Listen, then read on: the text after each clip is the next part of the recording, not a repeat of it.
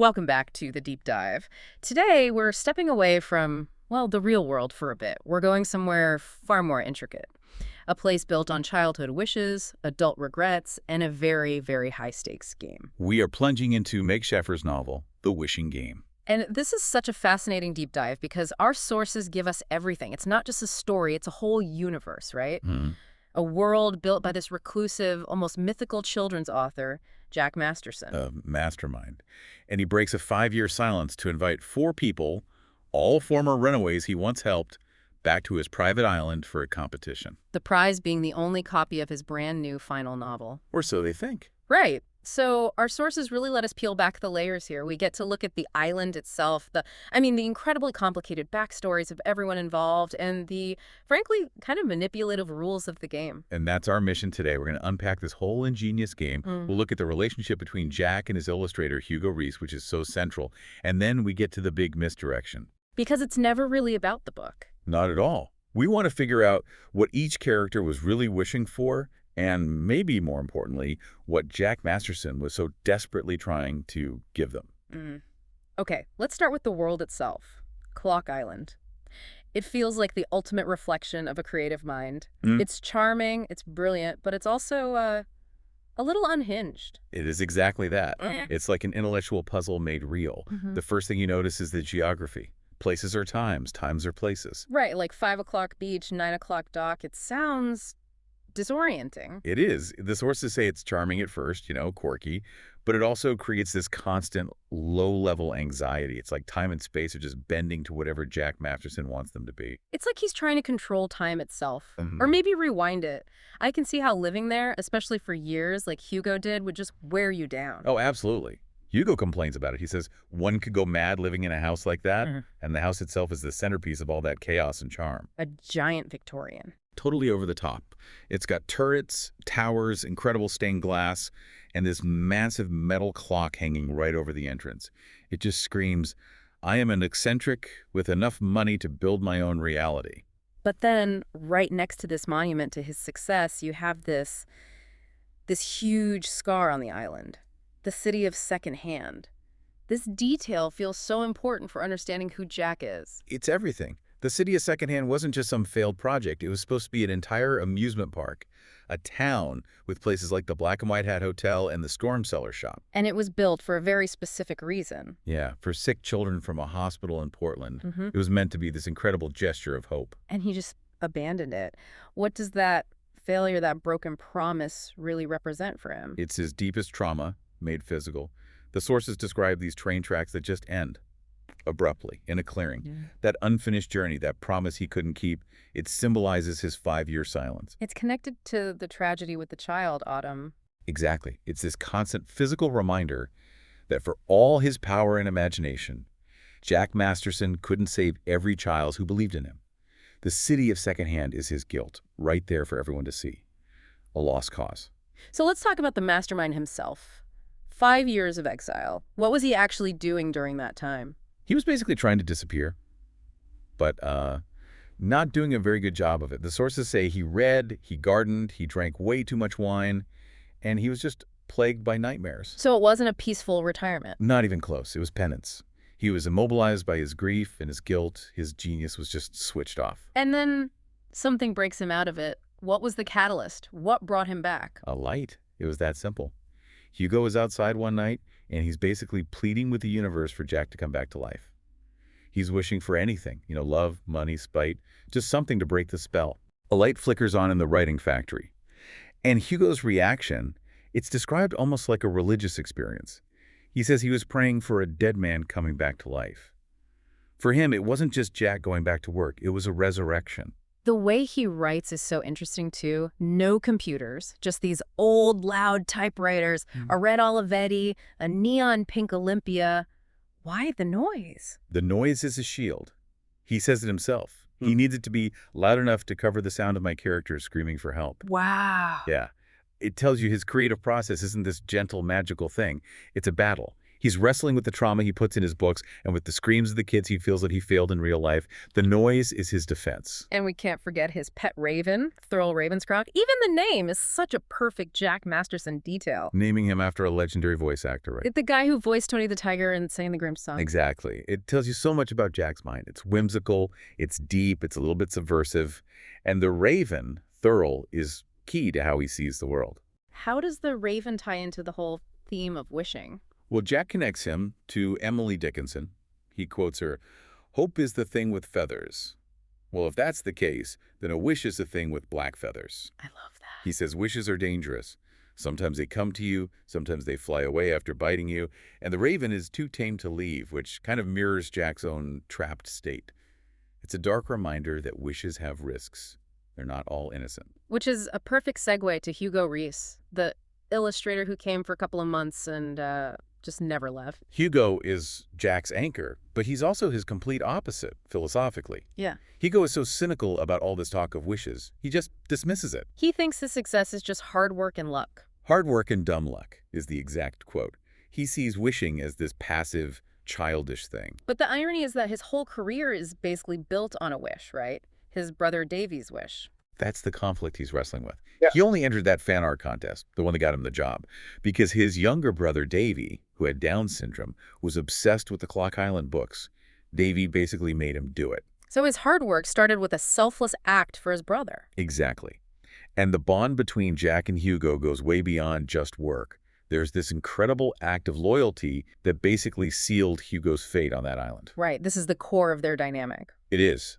After Davy died, Hugo he spiraled. Substance abuse hit rock bottom. The publisher, Linehouse Books, they wanted to fire him. Bad for the brand of a children's book series. You got it.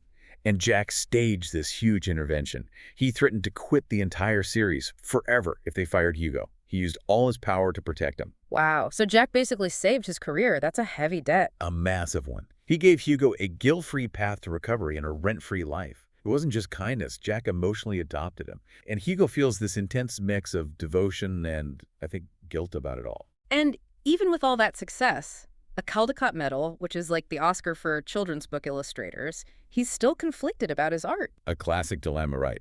Commercial success versus artistic integrity. He's famous for these charming Clock Island covers, but deep down, he just misses painting pirate ships. He feels like his real art is being ignored. And Jack knows this. Oh, Jack knows everything. And as we'll see, he uses that internal conflict, that question of whether Hugo should stay or go, as a key part of the game he builds. Okay, so that sets the stage beautifully for our protagonist, Lucy Hart. We're moving into the immediate crushing stakes that are driving her to play this game. Lucy's motivation is just. It's so raw and urgent. Her whole wish is to adopt a 7-year-old boy, Christopher Lamb. She's a teacher's aide, right? Not making a lot of money. Barely any. We learn she has this wish fund with only $2,200 in it. Money she's scraped together from knitting scarves and babysitting. You just feel for her. You know, it's pure love fighting against this brutal financial reality. And Christopher is such a heartbreakingly sweet kid. He's incredibly smart, a gifted reader. An eagle, or condor they call him. But he's also carrying some really specific trauma. The phone thing. Yeah, he's terrified of ringing phones, which is a huge clue about his past instability. And he writes these just devastating notes to his dead parents, like, "I wish you were at my school picnic today." It's just, ugh. So Lucy is pouring everything she has into him. She is. They even have their own little ritual, their own wishing game, built around one of Jack's quotes. The one about brave children. Yes, Christopher recites it. "The only wishes ever granted are the wishes of brave children who keep on wishing, even when it seems no one's listening." It's their mantra, is why she knows she has to take this chance on Clock Island. But then you have the real world crashing in the form of the social worker, Mrs. Costa. And she is all about the cold, hard facts. She lays it out for Lucy.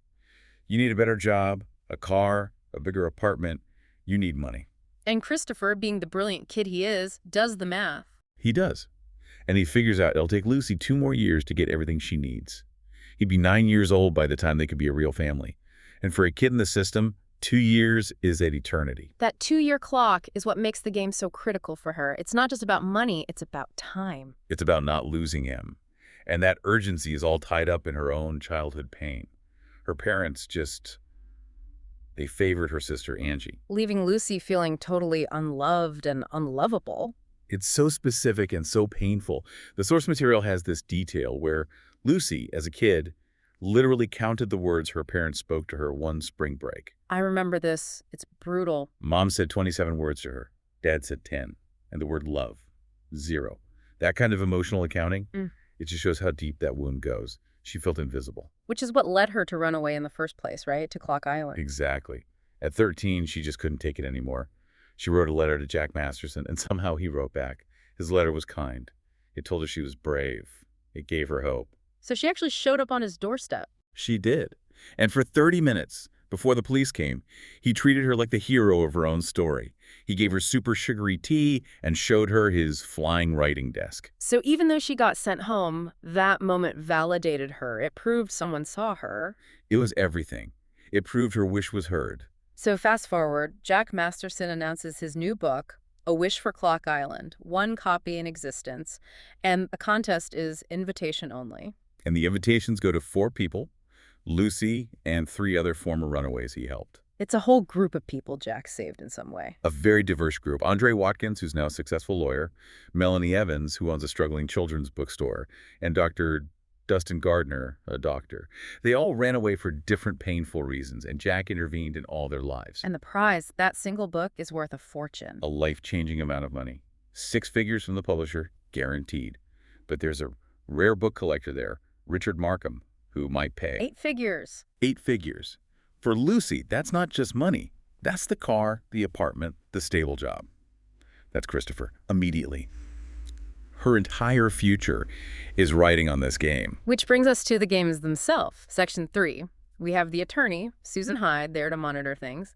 10 points wins. Simple enough. Except it's not simple at all. Yeah. Jack immediately sets them on edge. He warns them that challenges will be random, some won't be worth any points, but if you refuse to play, you're out. It's psychological warfare from the get-go. Total paranoia. Every single interaction could be a test. Which leads right into the first game, which wasn't announced as a game at all. Exactly. When they arrive, Lucy and Melanie are the only 2 who bother to ask the driver his name. Mikey. Just a small act of kindness. And Jack was watching. Of course he was. He later reveals that was a test. They each get a point. The other 2, Andre and Dustin, are furious. You're going to just randomly test us. And Jack's response is just classic mastermind. A little smile and, very likely, he immediately signals that this isn't about outsmarting him, it's about character. That really changes things.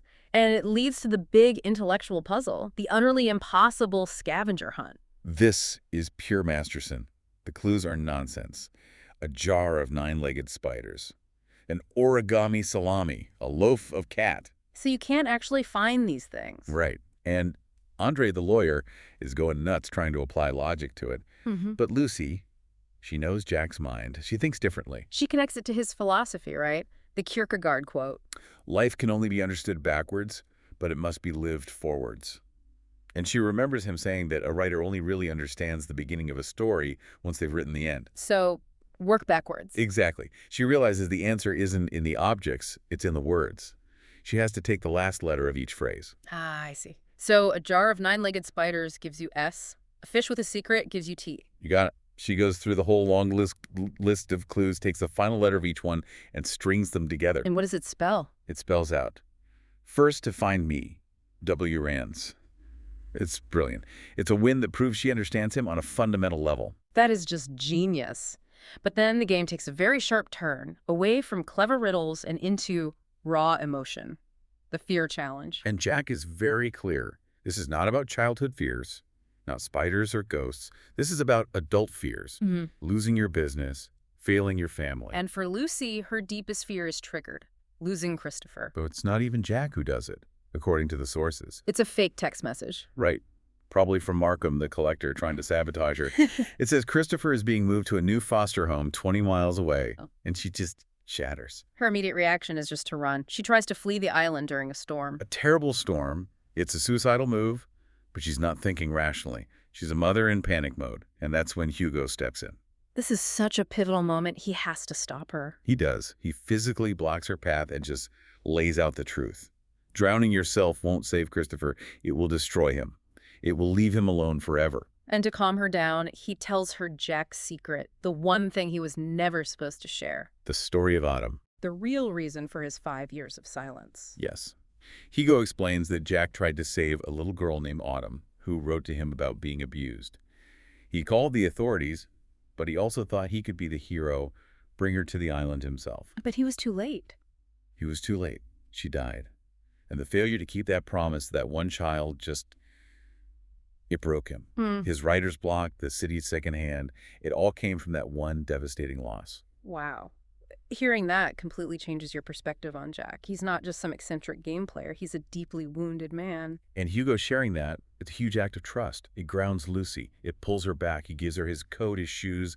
The sources even mention the smell of the coat, ocean and pine. It's so visceral. He connects with her on a human level. He does. He talks about his brother, Davy. He shows her that he understands loss. And in that moment, they stop being competitors. They're allies. Hugo basically saves her life and her future. And that leads us to the end game. Section 4. The realization that this was never about winning a book. It's about healing. Jack forces each of them to resolve their core trauma. And for Lucy, that means facing her sister. Angie. Jack arranges for them to meet. And Angie just drops this bombshell. She completely flips the script on Lucy's childhood. Their parents weren't just neglectful, they were narcissists. Their love was conditional. They needed Angie to be sick so they could be the heroes. Lucy, the healthy, independent one, was a threat to their story. So all that cruelty from Angie as a kid, it wasn't because she hated Lucy? It was because she was terrified of losing her parents' attention. She was envious. She tells Lucy, "You're the lucky one for getting away. You won life." And that encounter gives Lucy not a happy reunion, but something more important. Forgiveness. The weight is finally lifted. So with that emotional block cleared, we get to the final game. 5 points, the win. And it all comes down to Christopher's biggest fear. The phone. Jack designed the final challenge so that Lucy would have to rely on Christopher's bravery. She has to call a friend to look up 2 words on a specific page in one of the Clock Island books. She has to call Christopher. She has to. And Christopher, hearing her voice, has to be that brave kid from the quote. He has to face his terror. And he does it. He does. He answers the phone. He finds the book, finds the page, and he reads the 2 words that are the answer. I win. I win. It's his victory as much as hers. He grants his own wish to be brave. But then, the big twist. Lucy does the math and she realizes she didn't actually win the points. That's the breathtaking part. The final scores are tallied. Andre has 6 points. Lucy and Melanie are tied with 5. The game was rigged for no one to win the book. It was all a misdirection. The entire contest was a mechanism. For Lucy, it was about keeping her on the island long enough for Jack to secure her future. So what was Jack's real wish in all of this? He wanted to be a father figure who keeps his promises. He couldn't save Autumn, but he could save Lucy, and by extension, Hugo. He wanted to keep his family together. And Lucy's real prize? It's not the book. It's the deed to the house on Clock Island. The key is hidden inside a book, of course. He gives her the home she ran to all those years ago. And Christopher's adoption was already in the works. The whole time. Jack's lawyer, Mrs. Hyde, was processing the paperwork. And the whole thing was started because Christopher himself had been writing secret letters to Jack, wishing to be Lucy's son and promising to overcome his fear of the phone. So Jack was just creating this elaborate distraction while he made everyone's real wishes come true. Exactly. He gave every single contestant a personalized prize that was worth more than the book. Dustin, the doctor, got his student loans paid off. On the condition he gets anger management therapy. Andre's father, who needed a kidney, suddenly got a match that Jack's private detective found. And Melanie's bookstore. Her Little Red Lighthouse bookshop becomes the venue for the new book's massive release party. It saves her business. Everyone who showed up and played with courage walked away, healed. Which brings us back to the heart of the story, really. Jack and Hugo. What was the final piece of that puzzle? Jack finally admits it. He only started writing again, ended his 5-year block, because he realized Hugo was getting ready to leave the island. He couldn't bear to lose him. He saw Hugo as his son. The entire multi-million-dollar contest was an elaborate plot to give Hugo a reason to stay, to give him a family. So it wasn't about his readers at all. It was about his chosen family. Precisely. And Hugo, subconsciously, was already on board. He'd been designing a nautical-themed bedroom for Christopher, just as a muse. He was already building a nest there. And the book itself. the single copy of A Wish for Clock Island. Hugo gives it to Lissy. The cover is an illustration of her reading to Christopher. The object that was worth millions of dollars becomes a priceless family heirloom, a symbol of their new beginning. What a beautiful, intricate story. We've seen the island, the pain, the games, which weren't really games at all. No, they were challenges for personal growth. And I think this deep dive really shows us the difference between just hoping for something and actively wishing for it. It takes real bravery to not just say what you want, but to go after it. Like Lucy fighting for Christopher and Christopher fighting his fear of the phone. And it also shows that sometimes the greatest gifts, like a home or forgiveness or a family, come from people who have finally faced their own deepest regrets. Just like Jack Masterson. His whole philosophy was that the wishes that matter are the ones that require you to do something terrifying. It really makes you think, doesn't it? What's that one wish in your own life that you're just sort of waiting for? Yeah. When maybe all it needs is that one little act of mastermind bravery, taking that first terrifying step. You might find that the power to grant the wish was there all along. Exactly. And that's a wrap on this deep dive into the world of Clock Island. We'll see you next time.